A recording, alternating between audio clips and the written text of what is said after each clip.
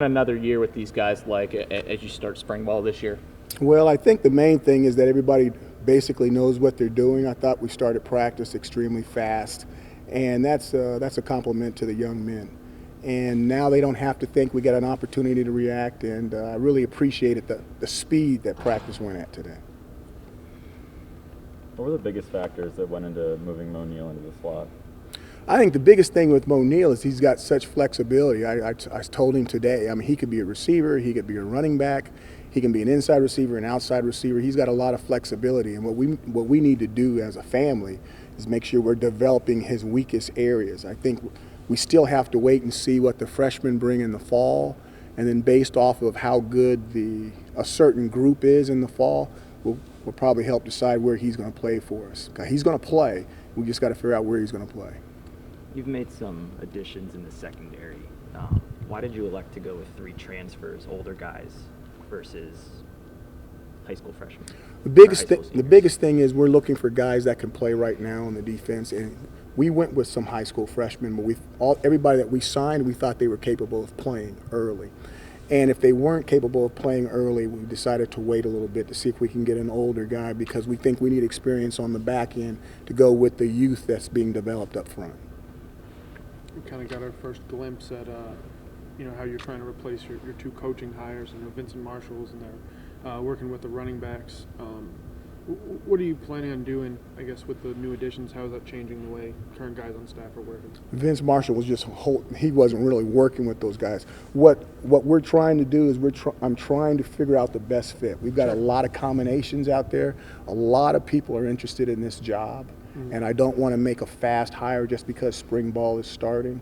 I want to really take my time with this, just kind of like we did with the defense. Definitely. And with Steve. I think if you take your time, you'll find the natural fit. And these guys are going to be here a long time. These coaches are going to be here a long time. So I just don't want to rush it.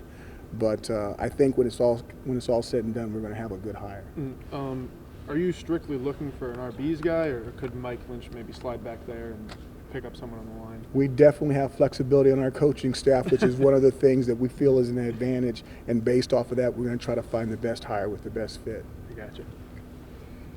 Eric now being healthy out there, what was it like, seeing him out there throwing it with these guys and slinging it around after he talked about the disappointment of how it ended last year? What have you seen out of him now? Well, he's just a leader. He's a lot more confident. Obviously his head is fine, and he's out there and he's leading our football team. And we're always better when Eric Dungy's on the field. You can be pretty firm with your rules. Devon Clark and Jaquan Nelson, the burglary incident. What was just kind of your reaction to seeing that? And I know they're suspended, but is that a temporary thing? How do you view that?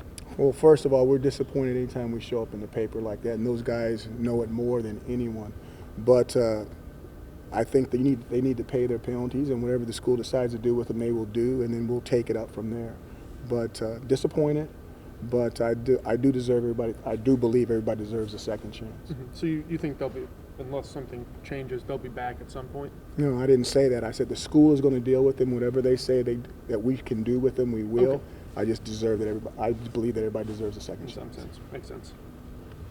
Steve talked about, Ishmael. He said it's kind of just adapting to your system, continuously adapting to your system. Have you changed anything, or is it, this is our system, it worked, we're going to continue to push forward in what we've taught you? The way we talk about our offensive system is like a college education. The first year is like undergraduate work. And if you get your undergraduate degree, then your second year you go into your master's. And then your third year you go into your doctorate program. We've never had anybody in a doctorate program. I'm looking forward to that. But right now those guys are supposedly finishing their undergraduate work and they're working on their master's degree. How is Ravian Pierce doing with his undergraduate degree? Just started. He's in his 100 courses. 2 more questions for I think Coach? when Tom Kaufman left, it was a promotion, D coordinator position. When Mike took a similar job in Indiana, did he explain why? Mike left for an enormous raise. I don't want to get into his personal business, but it was a very big financial increase.